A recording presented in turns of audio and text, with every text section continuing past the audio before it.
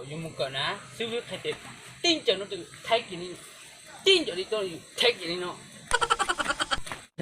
vậy kia có mù tao ở bên chúng ta nó giờ chỉ bỏ con này có mù đó chưa là một cỡ tao lúa có bữa sát xỉ mà có gì cái củ xì sao xỉ lo tao nó cũng mặc hay có xỉ ít luôn xây đông cha lo tao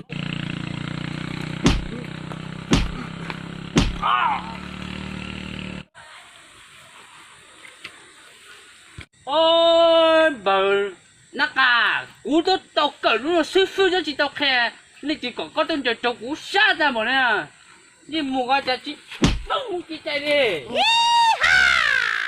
thôi thì mà kia của anh sẽ có một tông tàu lưới xong nó có cái tông tàu lưới của thiên giờ lúc nào tôi trâu có lời nó thôi thì thổ cũng một cỡ ná sư phụ chỉ tao khen chửi luôn còn thôi nè sư phụ tiền cho san nổ sư phụ chỉ còn cho san nổ này còn cho san nổ thì cũng chỉ phát hiện trâu cú lọc câu tay đế nó rồi từ ta chơi tôi chế chơi我知道好理解，我们讲来头，我讲用芥末，不那干的话啦，我们讲煮里煮了也好，我哩thôi thì lý do mà chưa lý rồi 你说说谁啦？ 我哩à ô sư phụ nó cái thế này yo ô giảm một từ nha Tao cho plon tại. bằng cho plon đại sư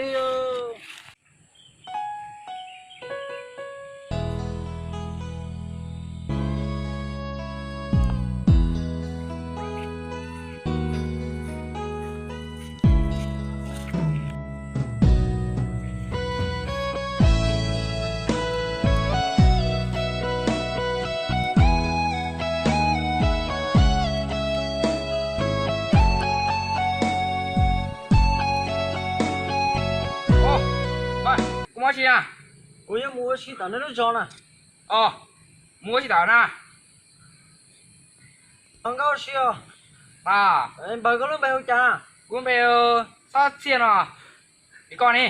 có lúc béo nát à nè À, ê có một lớp gì thế cũng dùng một đã rồi sao? Hắn xua là có kia, sư phụ tới cho mày khi cũ nè, có bao nhiêu khi cũ ấy? ở bà ta cũng tôi là lúc rồi tôi số tôi cũng chỉ tù không nhìn đã nữa nhớ khó một cỡ là nữa ta cỡ nó là có chỉ muốn nấu xe đã lúc rồi tôi số đã có lắm béo khe nè nè Khi nào rồi? Ôi, vậy đi cho nó. người ta cỡ nó khe co thế ạ Đi cho. có mà muốn nữa cũng mà nấu thế cũng mùa Giờ là đi rồi. đi à Mùi đâu ơi?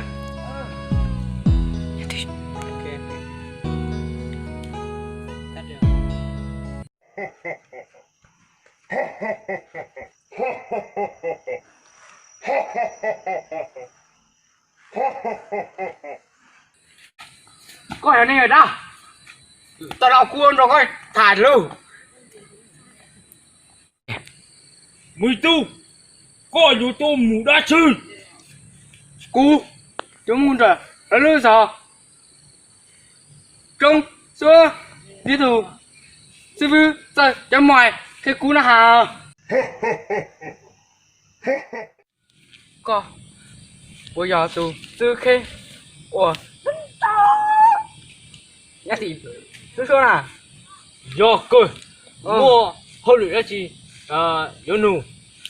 Giờ coi cho chị, thôi, kêu, coi cho ngoài, cho cú, có một bao kia. Tao cơ cú mà đi khe đâu có mi tu có lúc bê hồ đi trà cú lúc bê hồ có tiền à có nhóc họ chủ tua cú nhóc lúc giờ vườn tổng tua lo đi tổng tụ thế ta kỳ cú mà đi khe đâu có mới tu xuất thế đi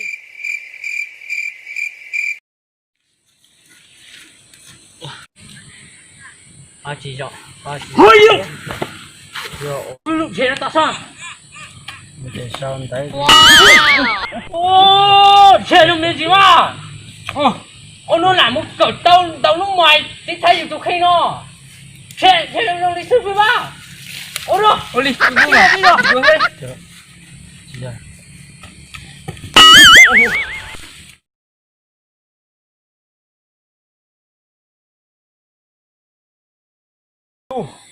cỡ tàu bê luôn sống nó rồi Không nhớ rồi. ôi lúc đó sư phụ sai cỡ một tàu trẻ Ôi sư phụ. biết tao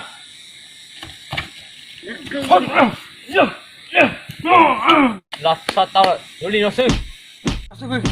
chưa cha một sao tao chỉ rồi cây à cặp bê à nhòa sư phụ khe à lại